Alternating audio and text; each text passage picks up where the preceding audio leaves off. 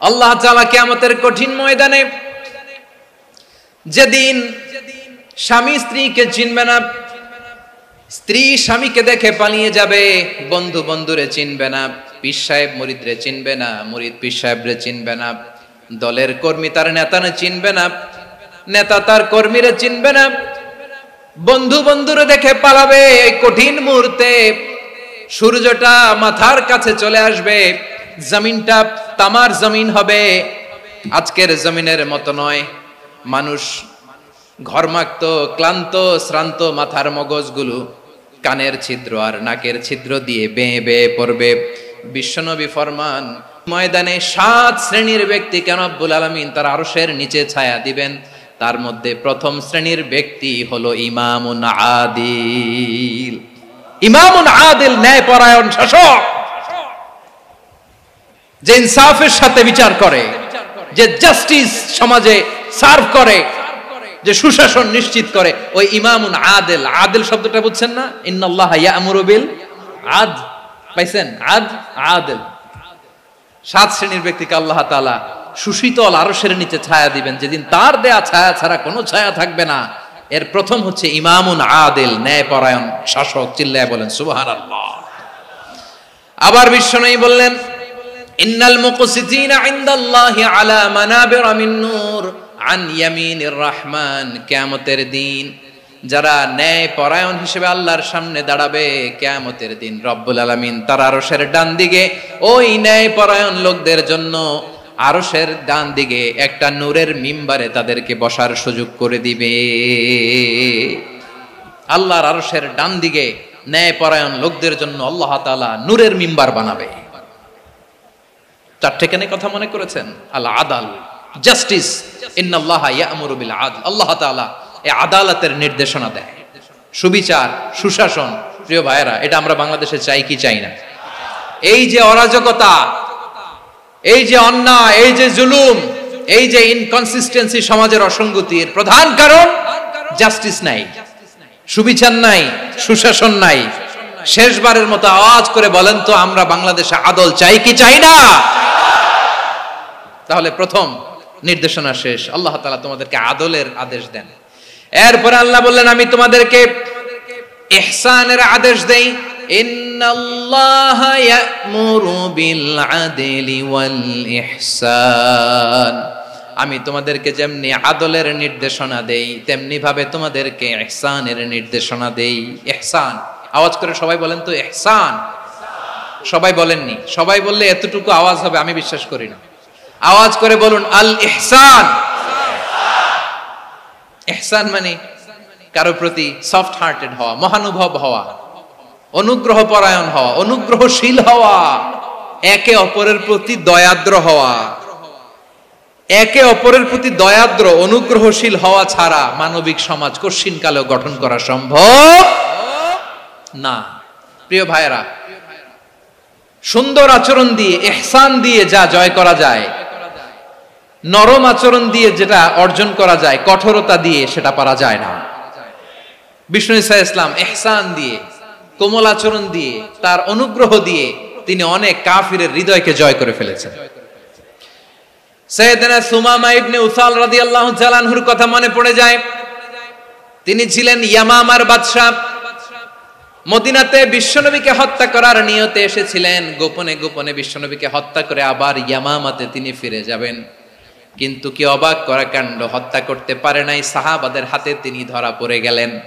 সাইয়েদনা সুমামা ইবনে উসাল রাদিয়াল্লাহু তাআলা আনহু হত্যার নিয়তে আসলেন, কিন্তু হত্যা করতে পারলেন না। সাহাবারা ওনাকে ধরে ফেললেন, ধরে মসজিদে নববীর পিলারের মধ্যে বেঁধে রাখলেন। সুমামা ইবনে উসাল, সিরাত থেকে শুনে, সিরাত থেকে শোনাচ্ছি, রাদিয়াল্লাহু তাআলা আনহু ইয়ামামার অধিপতি ছিলেন। ইয়ামামা বিশ্বনবীকে হত্যার জন্য আসছেন, ধরা পড়ে গেছেন, এখন মসজিদে নববীতে বেঁধে রাখছে, তার মানে বন্দী। এখন স্ট্যাটাস কি? বন্দী, ক্যাপটিভ।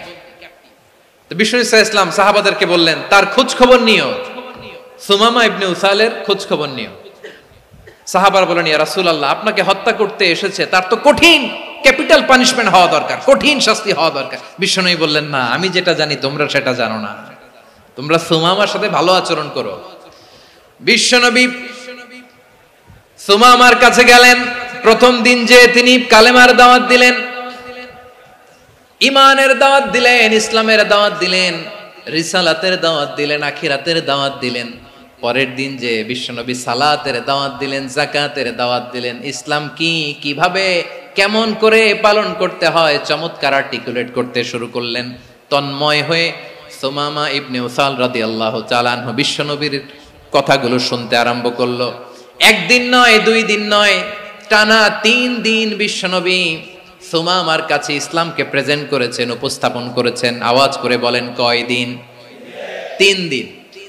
3 দিন মসজিদে নববীতে বাধা।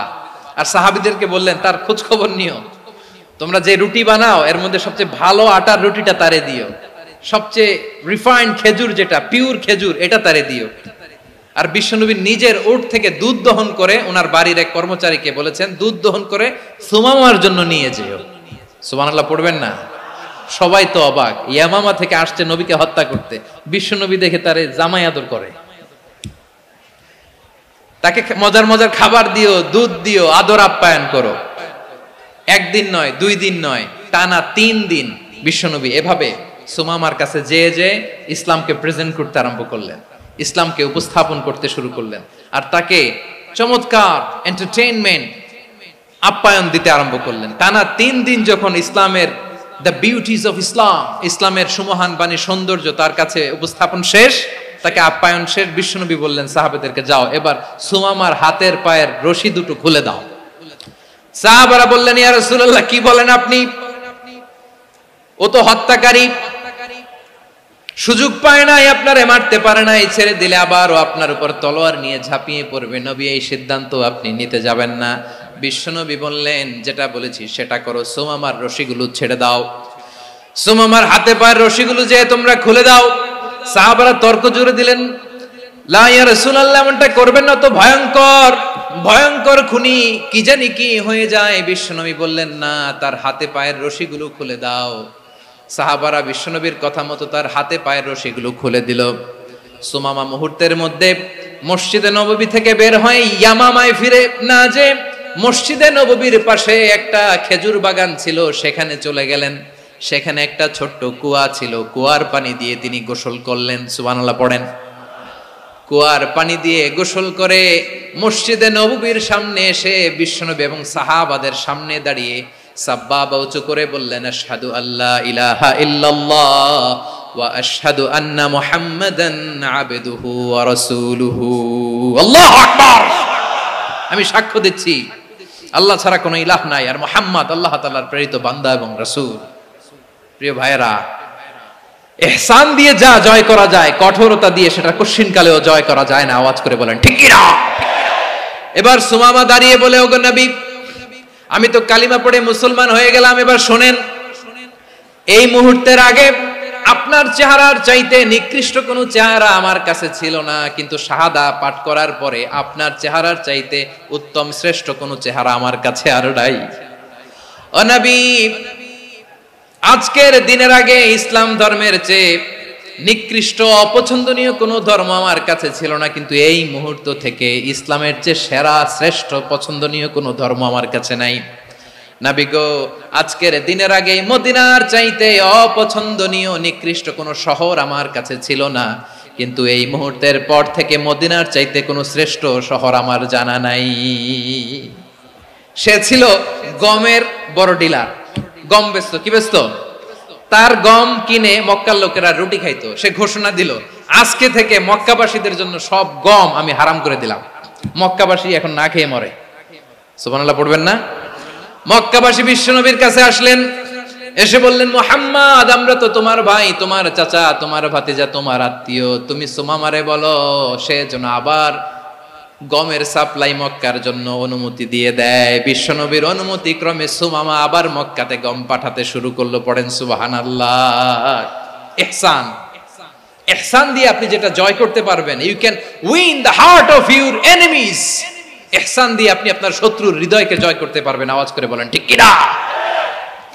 এজন্য আল্লাহ বললেন, ওয়া আনফিকু ফি সাবিলিল্লাহি ওয়ালা তুলকু বিআইদিকুম ইলাত তাহলুকা ওয়া আহসিনু ইন্নাল্লাহা ইউহিব্বুল মুহসিনিন। তোমরা আল্লাহর রাস্তায় দান করবে আর নিজেরা নিজেদেরকে ধ্বংসের হাতে ঠেলে দিও না। তোমরা একে অপরের প্রতি ইহসান করবে, কারণ ইহসানকারীদেরকে আল্লাহ বড্ড ভালোবাসেন। সুবহানাল্লাহ পড়েন। আবার সূরা রহমানে আল্লাহ বললেন, হাল জাযাউল ইহসানি ইল্লাল ইহসান ফাবিআইয়ি আলা, সবাই পড়েন, ফাবিআইয়ি আলাই রাব্বিকুমা তুকাযযিবান। ইহসানের প্রতিদান হিসেবে ইহসানি হয়। বিশ্বনবী সুমামার প্রতি যেমন ইহসান করেছেন, সুমামাও ঠিক তেমন ইহসান ফিরিয়ে দিয়েছে। ঠিক কিনা বলেন? তাহলে এক নম্বরে হচ্ছে আদ, ন্যায় বিচার। দুই নম্বরে সবাই বলেন ইহসান, সদাচরণ। ইহসান দুই ধরনের প্রিয় ভাইরা, ইহসান ফিল ইবাদা, ইহসান ফিল মুআমালা। ইহসান ফিল ইবাদা হচ্ছে একাগ্র অনুভবে ইবাদতে ডুব দেওয়া, এর নাম ইবাদতের ইহসান। সুবহানাল্লাহ পড়ে। বিশ্বনবী বলেন ইহসান মানে কি জানো নাকি? হাদিসে জিবরিলে সাইয়েদনা জিবরিল আলাইহিস সালাম বিশ্বনবীকে বললেন, আখবিরনি আনিল ইহসান। নবী আমাদেরকে বলেন ইহসান মানে কি? বিশ্বনবী বললেন, আনতা আবুদাল্লাহা কাআন্নাকা তারাহু ফাইন লাম তাকুন তারাহু ফাইন্নাহু ইয়ারাক। ইহসান মানে হলো এমন ভাবে তুমি আল্লাহর সামনে নিজেকে উজাড় করে ইবাদত করবে, তুমি ভাববে তুমি আল্লাহকে দেখতে পাচ্ছ। আর এটা যদি ভাবা তোমার জন্য কঠিন হয়ে যায়, অন্তত এতটুকু তুমি ভাববা যে আল্লাহ তোমাকে দেখতে পাচ্ছেন। ঠিক কিনা বলেন? ও আমার বীর চট্টলার ভাইয়েরা, কেউ যেটা দেখে না সেটা দেখে কে? এই বিশ্বাস হৃদয়ের মধ্যে আছে? নামাজে যখন দাঁড়ান এই ফিলিংসটা আনা যাবে? হ্যাঁ, এশার সালাত তো এখনো হয় নাই না? আলোচনা শেষে এশার সালাত এখানে অনুষ্ঠিত হবে, তাই না? আচ্ছা বলুন তো, আমরা এশার সালাত পর্যন্ত বেঁচে থাকবো এই গ্যারান্টি আছে কার কার? হাত তোলেন। কয়েকজন হাত তুলছে পেছনে, না বুঝে তুলে ফেলছে। এশা পর্যন্ত যে আমরা হায়াত পাবো কোনো গ্যারান্টি আছে? সবাই আওয়াজ করে বলেন, গ্যারান্টি আছে? গ্যারান্টি নাই। এজন্য বিষ্ণু ইসলাম বলেছে এমন ভাবে নামাজে দাঁড়াও, ইবাদত করো, মনে করো হতে পারে এটাই আমার জীবনের শেষ নামাজ। Perform the salah as if this is your last and final prayer. এমন ভাবে সালাতে দাঁড়াও, ভাবো হতে পারে এটাই তোমার জীবনের শেষ নামাজ। এমন ভাবে নামাজে দাঁড়াও, ভাবো এটাই শেষ নামাজ। তাহলে নামাজে একাগ্রতা বাড়ায় দিবে কে? ফলে ইবাদতের ইহসান আমাদের অর্জিত হবে। আর মুআমালাতে ইহসান হলো, বিশ্বনবী বলেন, ইন্নাল্লাহা তাবারাকা ওয়া তাআলা কাতাবাল ইহসানা আলা কুল্লি শাই ফাইদা কাতালতুম ফাআহসিনুল কিতলা ওয়া ইযা যাবাহতুম ফাআহসিনুয যাবহা ওয়ালিয়ুহিদ্দা আহাদুকুম শাফরাতাহু ওয়ালিয়ুরিহ যাবিহাতাহু। ইহসান দুই ধরনের। আওয়াজ করে বলতে হবে, কয় ধরনের? সবাই বলুন আওয়াজ করে, কয় ধরনের? একটা হচ্ছে ইহসান ফিল ইবাদা, ইবাদতে ইহসান। ইবাদতে ইহসান কি? একাগ্র অনুভব দিয়ে ইবাদত করা, মন প্রাণ দিয়ে ইবাদত করা। আর মুআমালাতে ইহসান কি? সব কাজে, দৈনন্দিন কাজে, কর্মে, সামাজিক অ্যাক্টিভিটিতে কোমলতা প্রদর্শন করা, অনুগ্রহের সাথে সবকিছু করা। আল্লাহ তাআলা ইন্নাল্লাহা তাবারাকা ওয়া তাআলা কাতাবাল ইহসানা আলা কুল্লি শাই, তিনি সবকিছুর ব্যাপারে ইহসানকে আবশ্যক করেছেন।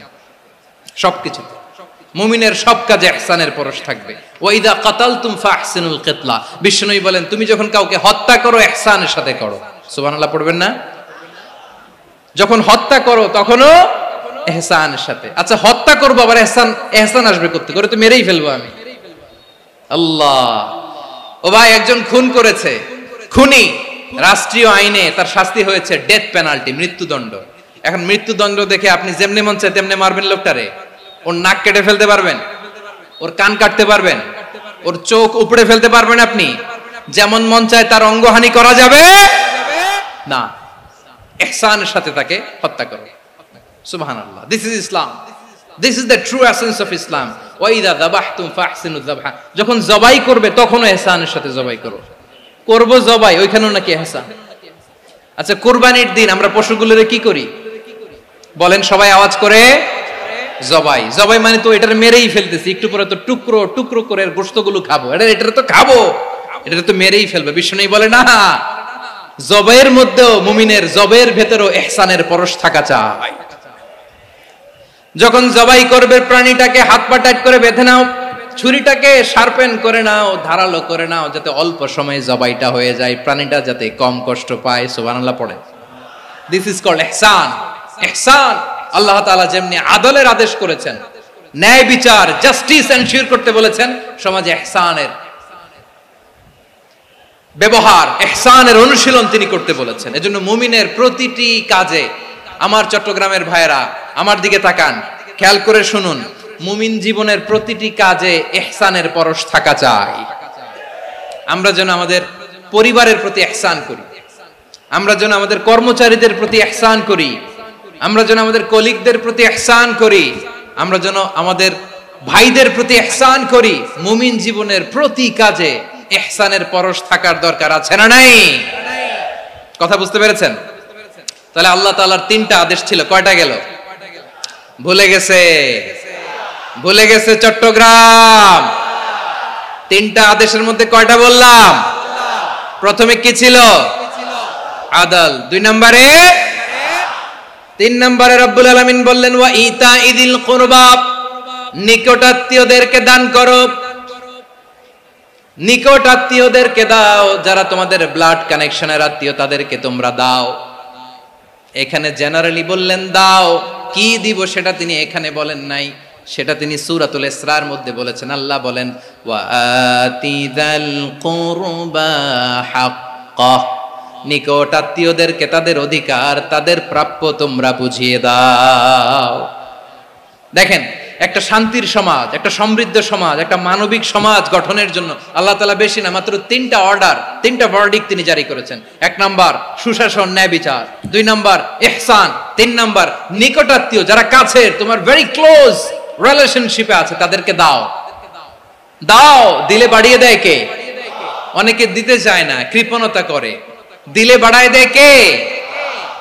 ও মিয়া, মদিনার মধ্যে সবচাইতে গরিব সাহাবী ছিল বেলাল রাদিয়াল্লাহু তাআলা আনহু। ওনার এন্টায়ার অ্যাসেট, সম্পদের পরিমাণ কতদূর জানেন? একটা লুঙ্গি। বেলাল রাদিয়াল্লাহু তাআলা আনহু, ওনার টোটাল ওয়েলথের এস্টিমেশন হচ্ছে মাত্র একটা লুঙ্গি। একটা লুঙ্গি, টোটাল ওয়েলথ এস্টিমেশন, টোটাল সম্পদের পরিমাণ বেলাল রাদিয়াল্লাহু তাআলা আনহুর কি ছিল? কথা বোঝে নাই বোধহয়। কি ছিল? ওই বেলাল রাদিয়াল্লাহু তাআলা আনহুকে বিষ্ণু ইসলাম বলেছেন আনফিক ইয়া বেলাল, ও বেলাল তুমিও দাও। ওয়ালা তাখশা মিন যিল আরশি ইখলালা, আরশের অধিপতির তো কোনো ঘাটতি নাই, তুমি দিলে ওই আল্লাহ তোমারে বাড়ায় দিবে। এজন্য আমার প্রিয় ভাইয়েরা, দিলে কমে না, দিলে বাড়ে। অনেকে ধরে রাখে, নতুন কিছু নিতে পারে না, হাত দিয়ে যেটা ধরে রেখেছেন এটা দিয়ে দেন, বড় একটা ধরার সুযোগ পাবেন। জোরে বলেন ঠিক কিনা? ধরেন 5 কেজি ওজনের একটা ধরে রাখছেন, এখন 10, এটা না ছাড়লে 10 কেজি ধরতে পারবেন আপনি? আচ্ছা, 10 কেজির জিনিস একটা আছে হাতে, ওইটা যদি ছেড়ে দেন তাহলে না 15 কেজি ধরতে পারবেন। কথা বলেন ঠিক কিনা? তাহলে দিলে বাড়িয়ে দেয় কে?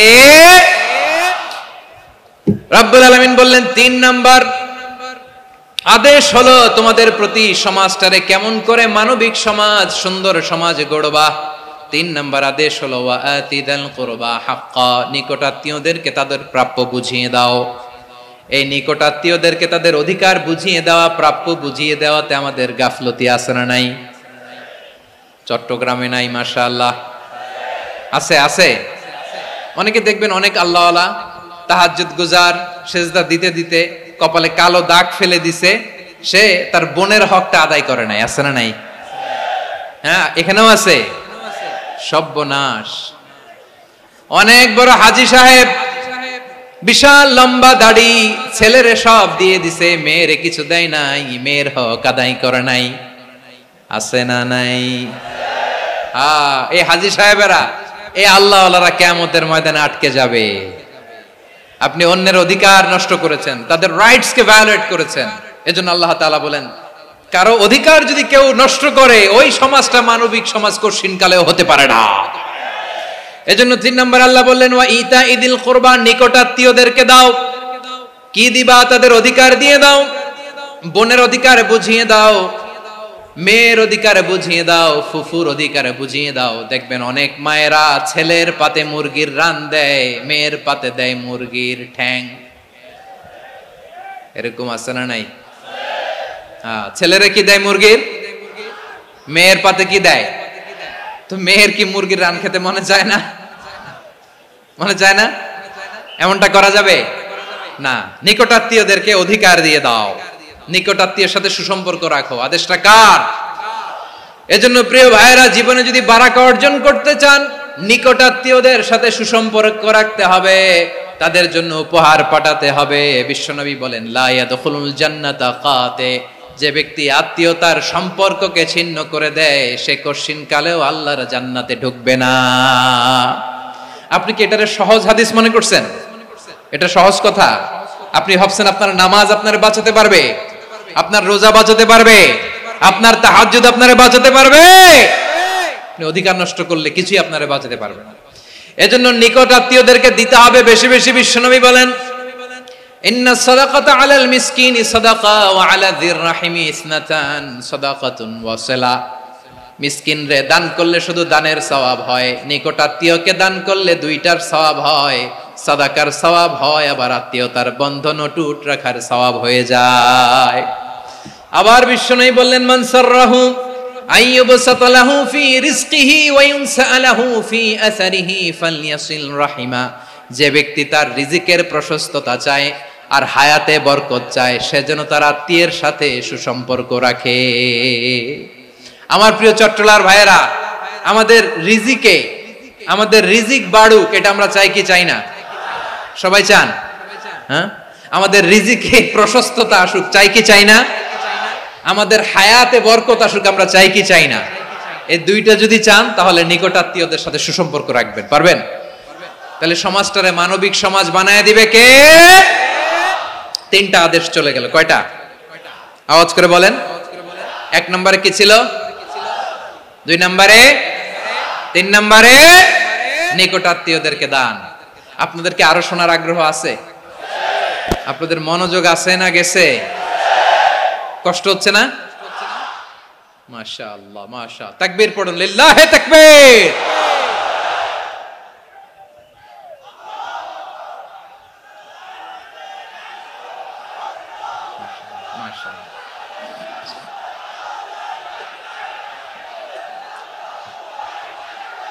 আমার প্রিয় ভাইয়েরা,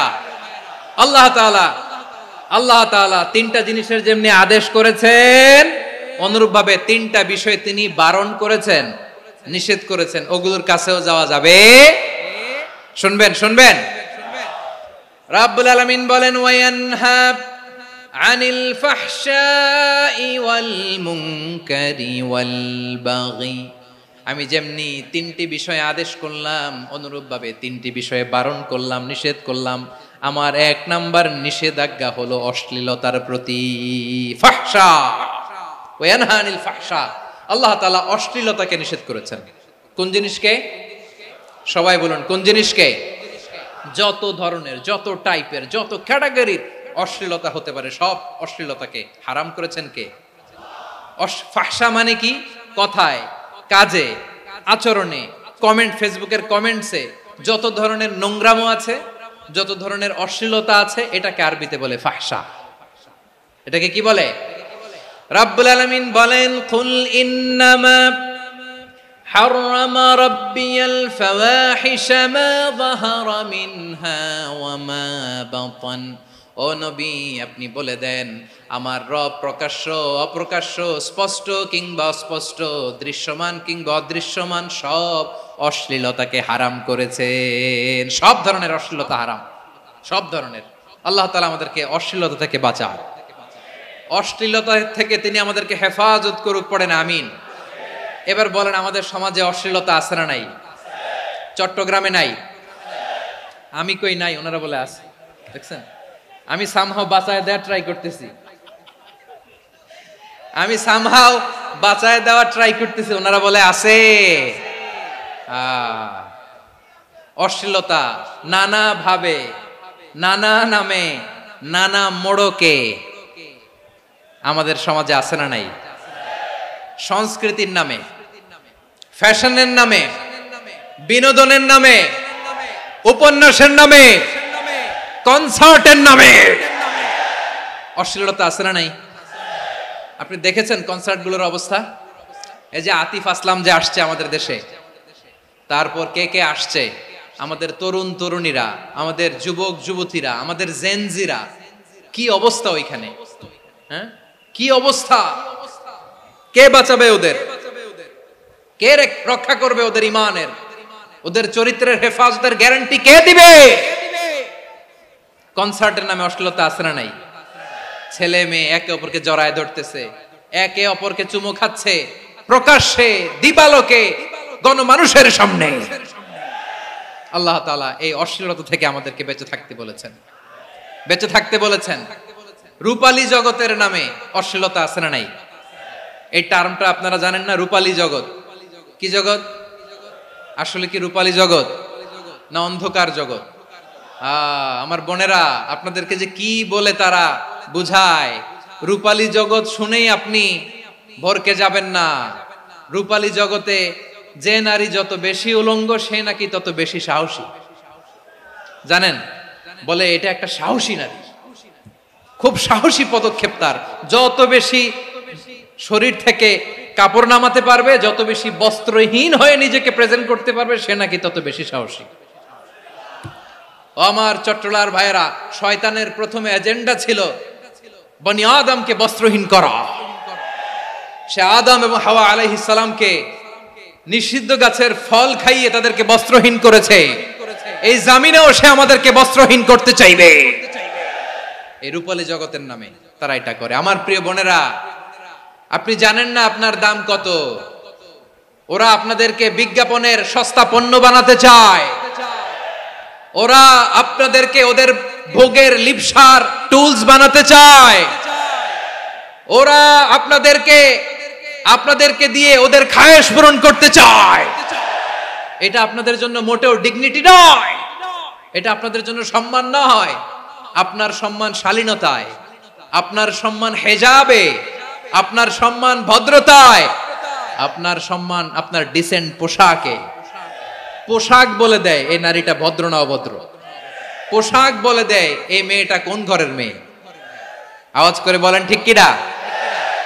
আপনি জানেন না, আপনারা সস্তা পণ্য বানায়, ভোগের পণ্য, বিলবোর্ডে আপনাকে উলঙ্গ করে উপস্থাপন করে। এই অশ্লীলতার সাথে ইসলামের কোনো সম্পর্ক।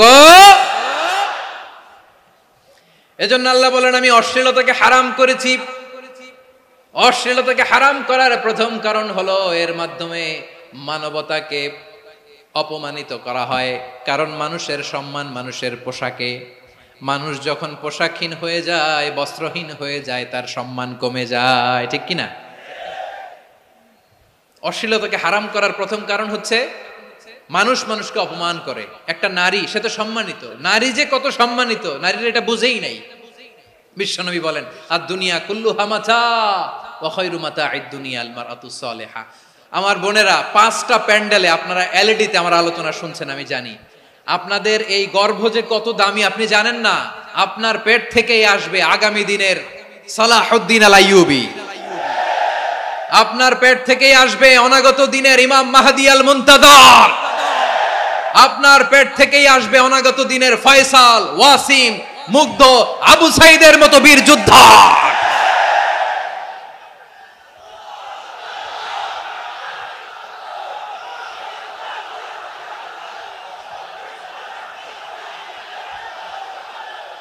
আমার প্রিয় বোনেরা, আমার প্রিয় বোনেরা, বিশ্বনবীর কথার ওজন খেয়াল করেন। আর দুনিয়া কুল্লুহা মাতা ওয়া খায়রু মাতা'আদ দুনিয়া আল মারআতু Saliha.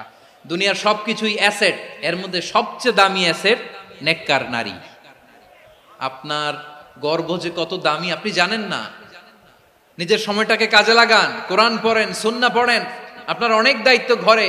You are the MD of your family. একটা family it's a very big institution. পরিবার একটা অনেক বড় প্রতিষ্ঠান। and you are the MD of your institution. আপনি এই পরিবারের MD, managing director of your family. এখানে আপনার কত দায়িত্ব। আপনি ছেলে মেয়েদেরকে তারবিয়া করবেন। আপনি আপনার স্বামীর জন্য ঘরটারে জান্নাতের নীর বানাবেন। আপনার জন্য জান্নাতের ডুপ্লেক্স বাড়ি ওইখানে তৈরি করে রাখবে কে? আপনি যে কত দামি আপনি জানেন না। নারীদেরকে আল্লাহ বানিয়েছেন উচ্চতর করে, নিম্নতর নয়। নারীদেরকে ছোট্ট জিনিস দিলে এটারে বড় করে দেয়। নারীদেরকে ভ্রূণ দিলে, শুক্রাণু দিলে নারী এটারে বাচ্চা হিসেবে উপহার দেয়, ঠিক কিনা? বিয়ের মাধ্যমে স্বামী যখন তার শুক্রাণু তার স্ত্রীকে উপহার দেয়, স্ত্রী রিটার্নে কি উপহার দেয়? ফুল ফর্ম বেবি, মানব সন্তান। দেখছেন, আপনি দিলেন একটুক, উনি দিছে বিশাল। আপনি যদি নারীকে বাজার এনে দেন, নারী এটাকে সুস্বাদু খাবারে রূপান্তর করে দেয়। আপনি তাকে একটা মুচকি হাসি দিয়ে দেন, সে তার কলিজা দিয়ে দেয়। কিন্তু যদি আপনি তার মনে কষ্ট দেন, সে আপনার জীবনকে জাহান্নাম বানায়া দেয়। খবর আছে, নারীর মন বুঝতে পারলে নেয়ামত, বুঝতে না পারলে কিয়ামত, ঠিক কিনা বলে? কত দামি আপনি জানেন না, জানেন না আপনি কত দামি, অনেক দামি আপনি। আপনাদেরকে যেন ভোগের সস্তা পণ্য বানাতে না পারে, আপনাদেরকে সচেতন থাকতে হবে, সজাগ থাকতে হবে, কনসার্ন থাকতে হবে। শয়তানের ওই হাতছানির দিকে আর নজর দেওয়া যাবে না। তাহলে কেন আল্লাহ তাআলা এই ফাহশা অশ্লীলতাকে হারাম করলেন? এক নাম্বার, এতে হিউম্যান ডিগনিটি কমে। দুই নাম্বার, এতে মানুষের অধিকার নষ্ট হয়। আপনি বিয়ে করেছেন, এরে পরকিয়া করেন, ওর সাথে এরকম আছে না নাই? স্ত্রীর অধিকার নষ্ট করেছেন। আপনি বিবাহ সম্পর্কে আবদ্ধ হয়েছেন তার সাথে, আপনি পরকিয়া করেন ওই ছেলের সাথে, আপনি আপনার হাজবেন্ডের সাথে বিট্রে করেছেন।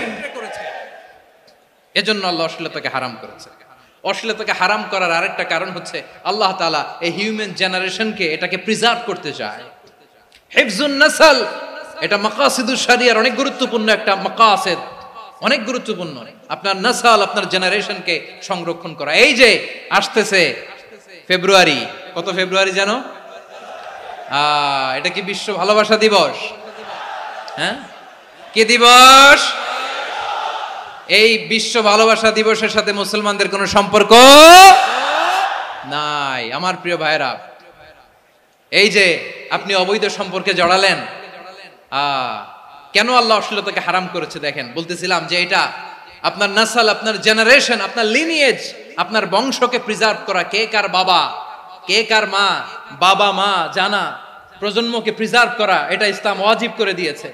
এই যে অবৈধ সম্পর্কের কারণে, বিশ্ব বেহায়া দিবসের কারণে, এগুলোর আউটকাম, আউটপুট হিসেবে মাঝে মাঝে এই ঢাকা মেডিকেলের ডাস্টবিনে নবজাতকের বাচ্চার কান্নার আওয়াজ শুনতে পাওয়া যায়। চট্টগ্রাম মেডিকেলের ডাস্টবিনে নবজাতকের কান্না শুনতে পাওয়া যায়। বীর চট্টলার মুসলমানেরা বুঝতে পারলে আওয়াজ করে বলেন, এই যে চট্টগ্রাম মেডিকেলে যে নবজাতকটা পাওয়া গেল, ওর বাবাকে আমাকে বলেন, ওর বাবাকে, ওর মাকে, ও কোন ফ্যামিলির সন্তান কেউ জানে? আপনি হিউম্যান ডিগনিটিকে অপমান করেছেন না? আপনি তার ভবিষ্যৎকে অন্ধকার করেছেন না? আপনি তার লিনিয়েজকে প্রশ্নবিদ্ধ করে দিয়েছেন না? এই জন্য আল্লাহ তাআলা অশ্লীলতাকে আমাদের জন্য হারাম করে দিয়েছেন। পড়েন সুবহানাল্লাহ। এই জন্য রাব্বুল আলামিন বলেন, কুল ইন্নামা হারামা রাব্বিয়াল ফাওয়াহিশা মা যাহারা মিনহা ওয়া মা বাতান। প্রকাশ্য অপ্রকাশ্য সব অশ্লীলতাকে হারাম ঘোষণা করে দিয়েছে কে? আবার দুনিয়ার বুকে যারা অশ্লীলতার প্রসার করে তাদের জন্য শাস্তি মজুদ রেখেছে কে? রাব্বুল আলামিন বলেন, ইন্নাল্লাযীনা ইউহিব্বুনা আন তাশিআল ফাহিশাতু ফিল্লাযীনা আমানু লাহুম আযাবুন আলীমুন ফিদ দুনিয়া ওয়াল আখিরাতি ওয়াল্লাহু ইয়ালামু ওয়া আনতুম লা তা'লামুন।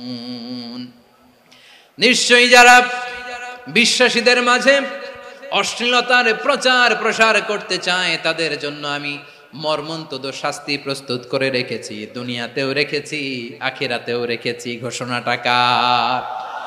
যারা এই নাটকের নামে, সিনেমার নামে, রূপালী জগতের নামে, মুভির নামে, ওটিটি প্ল্যাটফর্মের নামে আমার সমাজে অশ্লীলতা ছড়াতে চায় তাদের জন্য কঠিন মর্মন্তুদ শাস্তি মজুদ রেখে দিয়েছে কে? ও আমার বোনেরা, এখনো আপনি জাগবেন না? এখনো আপনার চিন্তার দুয়ারে এখনো নাড়া পড়ে নাই? ওরা আপনাকে উলঙ্গ বানাতে চায়, ওরা আপনাকে আইটেম গার্ল বানাতে চায়। এজন্য ইসলাম অশ্লীলতাকে হারাম করেছে। হারাম। ইসলাম বলেছে যোজন যোজন দূরে থাকো, ওরা বলে না কাছে আসো, কাছে আসার গল্প, ক্লোজ আপ ওয়ান, কাছে আসার গল্প আছে না নাই? চট্টগ্রামে তো এগুলো নাই মাশাআল্লাহ। হ্যাঁ, এখানেও আছে ক্লোজ আপ ওয়ান, কাছে আসার গল্প। আল্লাহ বলেন ওয়ালা তাকরাবুজ জিনা, কাছেও এসো না, জিনা থেকে যোজন যোজন কিলো দূরে থাকো, ওরা বলে কাছে আসার গল্প। আমার বীর চট্টলার ভাইয়েরা, কাছে আসতে হলে আমরা কোরআনের কাছে আসব, কাছে আসতে হলে নবীর কাছে আসব, কাছে আসার গল্প হবে আমার রবের কাছে আসার গল্প। চিল্লায় বলো ঠিক কিনা?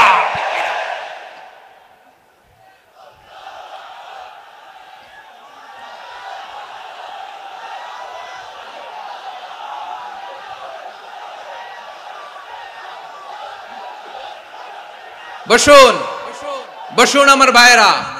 তাহলে অশ্লীলতার সাথে আমাদের কোনো সম্পর্ক? সবাই বলতে পারেননি, আওয়াজ করে বলুন, অশ্লীলতার সাথে আমাদের কোনো সম্পর্ক? আমরা এই সমস্ত ক্লোজ আপ ওয়ান, কাছে আসার গল্পের প্রোগ্রামে যাব? আমরা কোন ধরনের অশ্লীল কন্টেন্ট সোশ্যাল মিডিয়ায়, টিভিতে দেখব? কি যুগ যে আমরা কাটাচ্ছি আপনি কল্পনা করতে পারবেন না। পর্ন ইন্ডাস্ট্রি, নারী পুরুষের বস্ত্রহীন যুগল দৃশ্য, এটাকে দিয়ে ওরা কোটি ডলারের ইন্ডাস্ট্রি বানিয়েছে। পুরো মানব ইতিহাসে এরকম জঘন্য সময় মানব ইতিহাস পার করে নাই। পর্ন এটা ইন্ডাস্ট্রি হয়ে গেছে। আমাদের এই যুবকগুলো, জেনজিগুলো, ওদের চরিত্র বাঁচাবে কি করে? কেমন করে হেফাজত করবে ওদের এই মূল্যবান চরিত্র? আমার প্রিয় ভাইরা, এই অশ্লীলতার দ্য লেটেস্ট ভার্সন হচ্ছে LGBTQ, শরীফ থেকে শরীফা। শুনছেন আপনারা? দেখতে পুরুষ, আসলেই পুরুষ, সুস্থ একজন পুরুষ, 4 সন্তানের বাবা, বলে আমি মনে মনে নারী। দেখতে নারী, সুস্থ নারী, আসলেই সে দিব্যি একজন নারী, বলে আমি মনে মনে পুরুষ। সবচেয়ে ভয়ঙ্কর অশ্লীলতার সবচাইতে লেটেস্ট ভার্সন হচ্ছে এই ট্রান্সজেন্ডারিজম। সুস্থ পুরুষ তার বায়োলজিক্যাল গ্রোথকে হরমোন দিয়ে স্টপ করে দিয়ে সে সার্জারি করে নারী হতে চায়, সুস্থ নারী পুরুষ হতে চায়। পুরুষ পুরুষের প্রতি সেক্সুয়ালি আকর্ষণ বোধ করে, এটা লূত আলাইহিস সালামের কওমের মধ্যে ছিল। এটাকেও আল্লাহ কোরআনে ফাহিশা বলেছেন। ওয়ালুতান ইয ক্বালা লিকাওমিহি আতাতুনাল ফাহিশাতা মা সাবাকাকুম বিহা মিন আহাদিম মিনাল আলামিন। লূত আলাইহিস সালাম বললেন, তোমরা কি এমন এক অশ্লীল কার্যক্রমে ডুব দিলে নাকি যেটা গোটা বিশ্বের কেউ কখনো করে নাই, তোমরাই প্রথম করেছো। পড়েন নাউযুবিল্লাহ। এই পশ্চিমের এই রোগ আমার দেশে যেন আসতে না পারে, আমাদের সজাগ থাকতে হবে। প্রিয় ভাইরা, চিল্লায় বলেন ঠিক কিনা? পশ্চিমের অবস্থা ভয়ঙ্কর। পাশ্চাত্যে, আমি যুক্তরাষ্ট্রে ছিলাম অনেকদিন, কয়েক মাস, বিভিন্ন স্টেটে ঘুরেছি।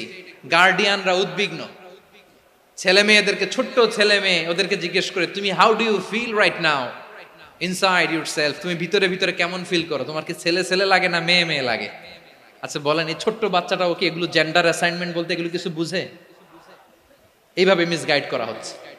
কৌতূহল বশত ছোট্ট ছেলে যদি বলে আমার তো মেয়ে মেয়ে লাগে, তখন বলে যে না তুমি মেয়ে, ছেলে না।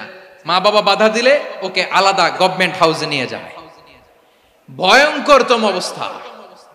আমরা একটা সময় শুনতাম যে হুজুর আমার ছেলেটা খুব ভালো, হাফেজে কোরআন, আল্লাহওয়ালা। হুজুর আমার ছেলে দাড়ি রাখছে, আল্লাহওয়ালা। হুজুর আমার ছেলে 5 ওয়াক্ত সালাত জামাতের সাথে পড়ে, তার মানে আল্লাহওয়ালা। পশ্চিমে যে আমি কি শুনছি জানেন? ওরা বলে হুজুর আমার ছেলেটা ইউনিভার্সিটির একটা মেয়ের সাথে প্রেম করে, ও খুব আল্লাহওয়ালা, হুজুর দোয়া করবেন। এর কারণ ওদের কাছে আল্লাহওয়ালার ক্রাইটেরিয়া হচ্ছে হুজুর আমার ছেলেটা আরেক ছেলের পছন্দ করে নাই, আমার মেয়েটা আরেক মেয়েকে ভালোবাসে নাই, এজন্য আমার ছেলেটা আল্লাহওয়ালা, হুজুর ওর জন্য একটু দোয়া করে দিয়েন। কি চ্যালেঞ্জ ওরা ফেস করতেছে। ওনার ছেলে যে আরেক ছেলেরে বিয়ে করবে না, এটাতেই উনি খুশি যে আলহামদুলিল্লাহ আমার ছেলেটা একটা মেয়েরে ভালোবাসে, আমার মেয়েটা একটা ছেলেরে ভালোবাসে, মানে এটা খুব আল্লাহওয়ালা। নাউজুবিল্লাহ পড়তে পারলেন না? এজন্য অশ্লীলতার সাথে আমাদের কোনো সম্পর্ক। রব্বুল আলামিন বলেন ওয়ায়ানহা আনিল ফাহশাই ওয়াল মুনকারি ওয়াল বাগি, তিনটা জিনিসকে আমি নিষিদ্ধ করলাম। এক নাম্বার হলো ফাহশা, অশ্লীলতা। দুই নম্বরে হলো মুনকারের সমস্ত মন্দ কাজ।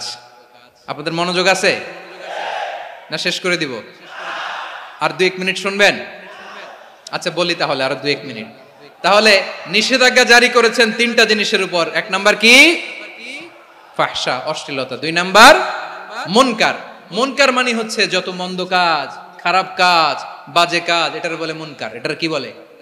আপনারা পড়ছেন না, তা'মুরুনা বিল মা'রুফি ওয়া তানহাউনা আনিল মুনকার। ভালো কাজের আদেশ, সৎ কাজের আদেশ, অসৎ কাজের নিষেধ। মুনকার, মুনকার হচ্ছে মানুষের স্বাভাবিক বিবেকবোধ যেটাকে খারাপ বলে, ওইটাই মুনকার। পৃথিবীর সব আসমানি গ্রন্থ যেটাকে খারাপ বলেছে, মানুষের স্বাভাবিক বিবেকবোধ যেটাকে খারাপ বলেছে, এগুলো সব মুনকার। যেমন ইফটিজিং, এটা কি ভালো না খারাপ? মজুদদারি, খাদ্যে ভেজাল দেওয়া, ওজনে কম দেওয়া, মাছে ফরমালিন মিশানো, চাঁদাবাজি, টেন্ডারবাজি, দখলবাজি, এগুলো আমাদের স্বাভাবিক বিবেকেই বলে এগুলো খারাপ, এগুলো হচ্ছে মুনকার। আল্লাহ তাআলা এই মুনকার থেকে আমাদেরকে বেঁচে থাকতে বলেন, আর শয়তান এই মুনকারের প্রতি আমাদেরকে উদ্বুদ্ধ করে।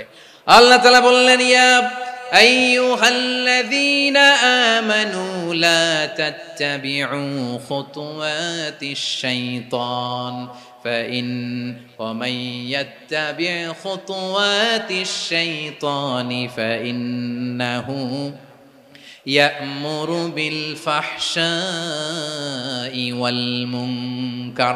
আল্লাহ বললেন, ও আমার গোলামেরা শোনো শোনো, ও আমার বিশ্বাসী বান্দারা খবরদার, তোমরা কশিনকালেও শয়তানের পদাঙ্ক অনুসরণ করবে না, কারণ শয়তান তোমাদেরকে অশ্লীলতা এবং মন্দ কাজের দিকে উদ্বুদ্ধ করে। আমাদের কাজ হচ্ছে শয়তান আমাদেরকে যেদিকে নিতে চায় আমরা তার উল্টা দিকে যাব, ঠিক কিনা বলে? শয়তান এই মন্দ কাজকে আমাদের কাছে বিউটিফাই করে, চাকচিক্যময় করে আমাদের সামনে উপস্থাপন করে। এজন্য আল্লাহ বলেন মুনকারকে থামাতে হবে, মুনকার প্রতিরোধ করতে হবে। মুনকার প্রতিরোধের দায়িত্ব শুধু আমাদের নাকি? শুধু আপনার খতিব সাহেবের, ইমাম সাহেবের, নাকি মুসলিম উম্মার সবার? আওয়াজ করে বলুন, মুনকার অসৎ কাজ প্রতিরোধের দায়িত্ব কার? রাব্বুল আলামিন বলেন, কুনতুম খায়রা উম্মাতিন উখরিজাত লিন-নাসি তা'মুরুনা বিল মা'রুফি ওয়া তানহাউনা আনিল মুনকার। তোমাদেরকে শ্রেষ্ঠ জাতি করে জমিনের মধ্যে আবির্ভূত করা হয়েছে, যাতে করে তোমরা জমিনের ভেতরে সৎ কাজের আদেশ করতে পারো আর অসৎ কাজের নিষেধ করতে পারো। উম্মাহ কুনতুম খায়রা, তাহলে গোটা উম্মার দায়িত্ব, এটা বুঝতে পারছেন তো? আচ্ছা, আরো নিচে আসেন।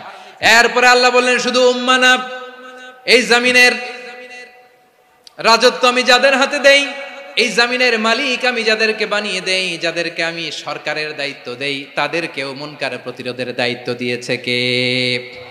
আল্লাহ বলেন, যারা ক্ষমতার মসনদে বসেছে তাদেরকে 4 দফা কর্মসূচি আমি আল্লাহ দিলাম। আওয়াজ করে বলেন, কয় দফা?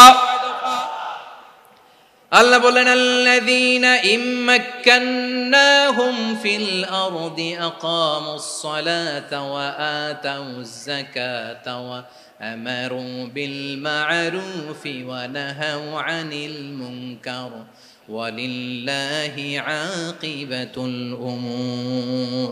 যারা এই জমিনের উত্তরাধিকার হয়েছে তারা 4 দফা কর্মসূচি নিয়ে সামনে আগাবা। সালাত কায়েম করবা, যাকাত আদায় করবা, সৎ কাজের আদেশ দিবা, অসৎ কাজ থেকে মুনকার প্রতিরোধ করবা। আদেশটা কার? আমার প্রিয় চট্টলার ভাইরা, পুরো উম্মার দায়িত্ব মুনকার প্রতিরোধ করা, সরকার প্রধানের দায়িত্ব মুনকার প্রতিরোধ করা। এরপর আল্লাহ বলেন, প্রতিটা ফ্যামিলির যিনি প্রধান সিইও বাবা, প্রত্যেক বাবারও দায়িত্ব এই মুনকার প্রতিরোধ করা। আওয়াজ করে বলেন ঠিক কি না? যেমনটি সাইয়েদনা লুকমান আলাইহিস সালাম ওনার কলিজার টুকরা সন্তানকে আদেশ করেছেন, ইয়া বুনাইয়া আকিমিস সালাতা ওয়া'মুর বিল মা'রুফি ওয়ানহা আনিল মুনকার। পড়েন সুবহানাল্লাহ। বাবা ছেলেকে সবক দিচ্ছে। কে সবক দিচ্ছে? কাকে? লুকমান আলাইহিস সালাম ছেলেকে বলতেছে, ওরে আমার কলিজার টুকরা সন্তান, ওরে আমার বাছা, নামাজ কায়েম করবা, সৎ কাজের আদেশ দিবা, আর মুনকার প্রতিরোধ করবা, অসৎ কাজ, সমাজ থেকে খারাপ কাজকে ঝেঁটে বিদায় করে দিবা। তাহলে দেখেন আমি স্টেপ বাই স্টেপ নামলাম। পুরা উম্মার দায়িত্ব, জমিনের উত্তরাধিকারী আল্লাহ যাদেরকে বানিয়েছেন সরকার, তাদের দায়িত্ব, প্রতিটি ফ্যামিলির প্রধানের দায়িত্ব, এরপরে বিশ্বনবী বলেন সচেতন প্রতিটি মুসলিমের দায়িত্ব সমাজ থেকে মুনকারকে উৎখাত করা। বিশ্বনবী বলেছেন মান রাআ মিনকুম মুনকারান ফালিয়ুগাইয়িরহু বিয়াদিহি ফাইন লাম ইয়াস্তাতি ফাবিলিসানিহি ওয়া ইন লাম ইয়াস্তাতি ফাবিকলবিহি ওয়া যালিকা আযআফুল ঈমান। সমাজে যে মুনকার দেখবে, খারাপ কাজ দেখবে, সে যেন হাত দিয়ে সেটাকে থামায়। কি দিয়ে? আপনাদের তো হাত নাই না? হাত আছে, হাত আছে। ওরা যেই হাত দিয়ে অন্যায় করে ওইটা প্রতিরোধের জন্য আমাদেরও হাত আছে না নাই? থামাতে হবে, থামাতে হবে।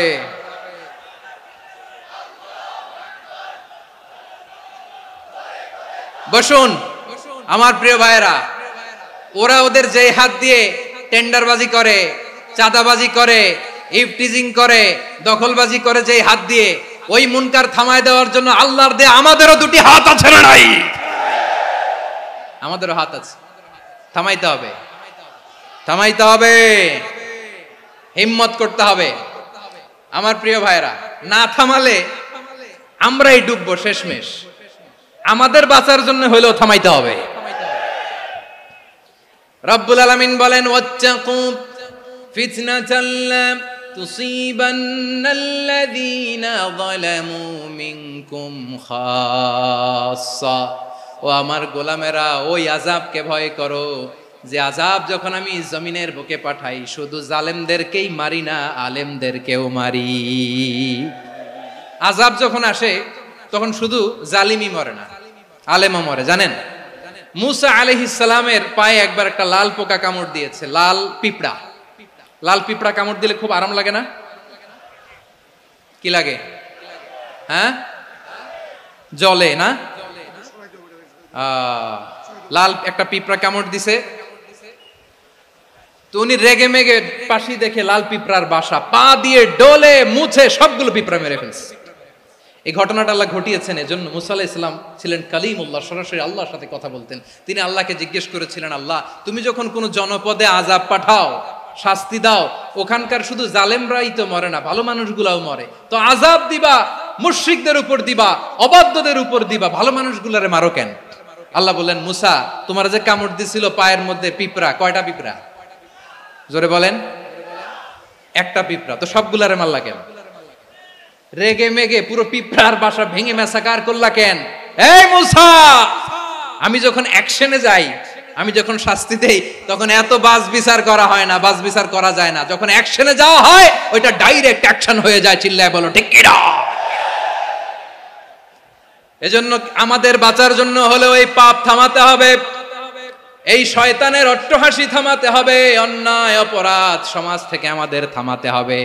কারণ আযাব আসলে ওরাও মরবে, আমরাও মরব। একটা জাহাজ 2 তলা, আপনি আছেন 2য় তলায়। শুনতেছেন? শুনতেছেন? জাহাজ কয় তলা? আপনি কোন তলায়? 2য় তলায়। নিচের তলার কিছু লোক জাহাজের তলা ছিদ্র করতে আরম্ভ করছে। কি ছিদ্র করতেছে? আচ্ছা, জাহাজের তলা ছিদ্র করলে তলা দিয়ে কি ঢুকে? এখন আপনি যদি বলেন আমার কি, আমি তো 2 তলায়, আমার কি, আমি তো সেফ, আমি ইন দ্য সেফ জোন, আমি তো ভালো আছি, আমি তো ভালো আছি, ওরা ছিদ্র করে ওরা মরবে। আসলে কি শুধু ওরা মরবে, নাকি তলা ফুটো হলে ভিতরে পানি ঢুকলে আপনারও শরীর সমাধি হবে? তলা দিয়ে যখন পানি ঢুকবে, জাহাজ ঢুকলে আপনিও মরবেন। এজন্য নিজে মরার আগে ওই পাগলগুলোর নিচতলায় যে থামাতে হবে। চিল্লায় বলেন ঠিক কিনা? এজন্য আল্লাহ বললেন মুনকার প্রতিরোধের দায়িত্ব সমাজের টপ টু বটম সবার।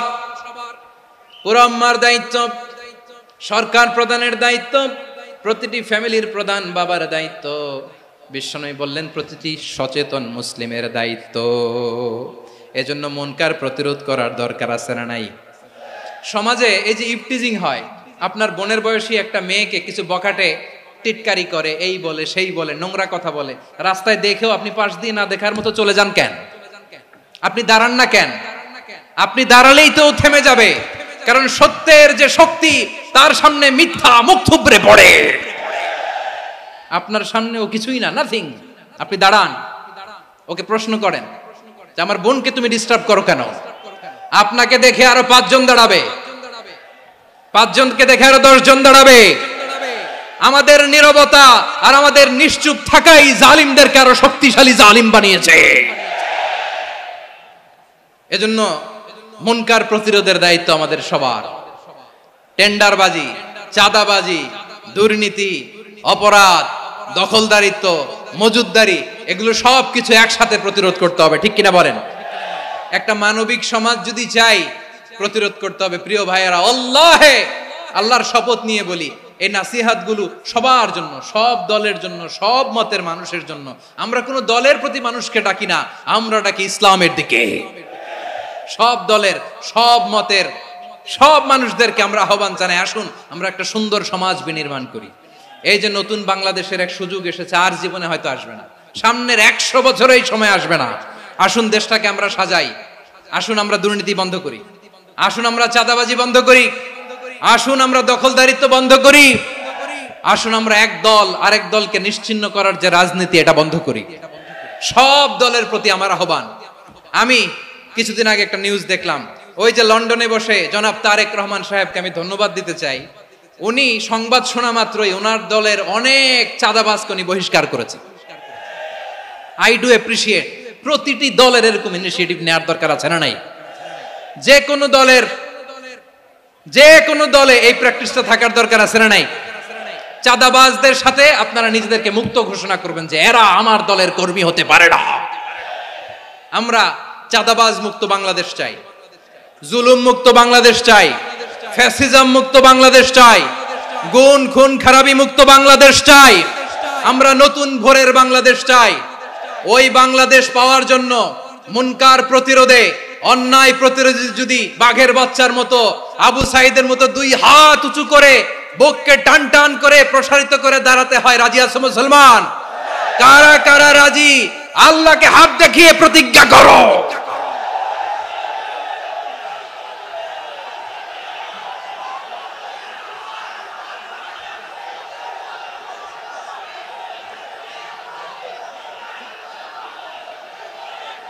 আমার প্রিয় ভাইয়েরা, বসুন বসুন আমার ভাইয়েরা। রাব্বুল আলামিন বলেন, ওয়ায়ানহা আনিল ফাহশাই ওয়াল মুনকারি ওয়াল বাগি ইয়াইদুকুম লাআল্লাকুম তাযাক্কারুন। বসুন। আল্লাহ বললেন, আমি অশ্লীলতাকে নিষেধ করি, আমি সব ধরনের মন্দ কাজকে নিষিদ্ধ করি, সব শেষে আমি সীমা লঙ্ঘনকে তোমাদের জন্য নিষিদ্ধ করি। আলোচনা মনে আছে তো, না ভুলে গেছেন? নিষিদ্ধ করেছেন কয়টা জিনিস? 1 নম্বরে অশ্লীলতা, 2 নম্বরে মুনকার তথা সব মন্দ কাজ, 3 নম্বরে আল বাগি, সীমা লঙ্ঘন, ক্রসিং দ্য লিমিট। সীমা লঙ্ঘন করা ভালো না। We all should know our limits. চিল্লায় বলেন ঠিক কিনা? একই আয়াতে আল্লাহ বললেন, কুল ইন্নামা হাররামা রাব্বিয়াল ফাওয়াহিশা মা যাহারা মিনহা ওয়া মা বাতানা ওয়াল ইসমা ওয়াল বাগিয়া বিগাইরিল হক। অন্যায় ভাবে যে অবাধ্য হয়, যে সীমা লঙ্ঘন করে, তাদেরকেও আমি এটা হারাম করে দিলাম। সীমা লঙ্ঘন করা হারাম, সীমা লঙ্ঘন করা হারাম। আল্লাহ বারবার আমাদেরকে ওয়ার্নিং দেয়। যখন আমরা থামি না তখন আল্লাহ ধরে, আর যখন ধরে তখন ছাড়ে না। ধরে না, ধরলে আল্লাহ। ফেরাউনকে কিন্তু হুট করে ধরে নাই, আপনারা জানেন 9 বার ওয়ার্নিং দিয়েছে। ফেরাউনকে আল্লাহ তাআলা ওয়ার্নিং দিয়েছিল কয়বার? বীর চট্টলার বীর সেনানীরা আওয়াজ করে বলেন, ফেরাউনকে ধরার আগে ওয়ার্নিং দেওয়া হয়েছিল কয়টা? রাব্বুল আলামিন বলেন, ওয়ালাকাদ আতাইনা মূসা 9 আয়াতিন বাইয়িনাত। 9টা মুআজিজা দেখিয়েছি। 1 2 3 বারবার এইভাবে রিমাইন্ডার, ওইভাবে রিমাইন্ডার, এইভাবে নসিহাত, ওইভাবে দাওয়া। ফাকুলা লাহু কাওলান লাইয়িনা, নরম করে বলো, সফট করে বলো, যত ওয়ে হতে পারে দাওয়া মেথোডোলজির। মুসা আলাইহিস সালামের সব অ্যাপ্লাই শেষ। 10ম বারে যে আল্লাহ ধরছে, 10ম বারে যে ধরেছে। এজন্য আল্লাহ বলেন, আমি সীমালঙ্ঘনকে পছন্দ করি না। কোরআনের অন্য আয়াতে বাগীকে বলা হয়েছে আল ইতিদা। সীমালঙ্ঘন যারা করে তাদেরকে আল্লাহ বলেছেন মুতাদিন। وقاتلوا في سبيل الله الذين يقاتلونكم ولا تعتدوا إن الله لا يحب المعتدين। আমি সীমা লঙ্ঘনকারীদেরকে কোশ্চেন কালেও পছন্দ করি না। আমরা যেন সীমা লঙ্ঘন না করি। রাজি আছেন তো? যে কোনো ক্ষেত্রে ইবাদতে যেন সীমা লঙ্ঘন না করি। অনেকে আমরা ইবাদতে সীমা লঙ্ঘন করে ফেলি। বিশ্বনবী সাল্লাল্লাহু আলাইহি ওয়াসাল্লাম যেটা শিখিয়েছেন এর বাইরে যে অতিরিক্ত বুজুর্গ হতে চায় এরকম আছে না নাই? করা যাবে না, কোনো ক্ষেত্রেই সীমা লঙ্ঘন করা যাবে, এমনকি যুদ্ধ ক্ষেত্রেও না। বিষ্ণু ইসলাম বলেন খবরদার যুদ্ধ ক্ষেত্রেও সীমা লঙ্ঘন করো না। কি সুন্দর ইসলাম আমরা পেয়েছি। বিশ্বনবী বলেন খবরদার যুদ্ধের ময়দানে কোনো নারীর গায়ে হাত তোলো না, কোনো শিশুর গায়ে হাত তোলো না, কোনো গবাদি পশু হত্যা করো না, কোনো শস্য ক্ষেত্র ধ্বংস করো না, ইবাদতরত অন্য ধর্মের কোনো সন্ন্যাসীর গায়ে হাত তোলো না। বলেন সুবহানাল্লাহ। তাহলে আমরা সীমা লঙ্ঘন করতে পারবো? প্রিয় ভাইরা, একটা সুখী সমৃদ্ধ শান্তির সমাজ, মানবিক সমাজ যদি আমরা গঠন করতে চাই, আমাদের আল্লাহর দেয়া কয়টা আদেশ মানতে হবে বলেন দেখি? সবাই বলেন কয়টা? আর বেঁচে থাকতে হবে কয়টা জিনিস থেকে? আওয়াজ করে বলেন কয়টা? আচ্ছা, আদেশ নাম্বার 1 কি ছিল বলেন? আল্লাহর আদেশ কি? 1 নাম্বার আদাল, ন্যায়পরায়ণতা। আমরা সুবিচার, সুশাসন, ন্যায় বিচার চাই কি চাই না? 2 নম্বরে কি ছিল? মাশাআল্লাহ, আওয়াজ করে বলেন 2 নম্বরে কি ছিল? ইহসান। আমরা যেন সবার প্রতি দয়া পরবশ হই, ইহসান করি। 3 নম্বরে কি ছিল?